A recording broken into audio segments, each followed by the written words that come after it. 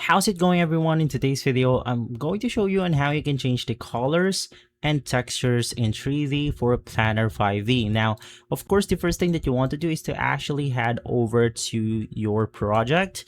And from here, you just want to navigate through the 3D option. And then let's go ahead and edit the texture of this specific model right here because it doesn't match our actual floor. So just click on the object itself and you will see this paint brush or the brush icon. It's going to be the style function.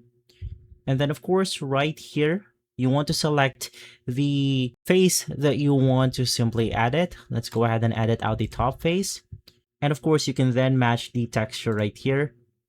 And you can simply adjust it accordingly depending on your preference.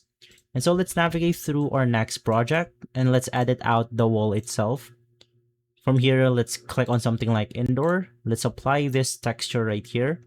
And you can also edit out the texture scale and same thing with the texture rotation. So that's how easy it is to do. If this video has been helpful, leave a like, subscribe, and follow us for more videos like this. Thanks for watching.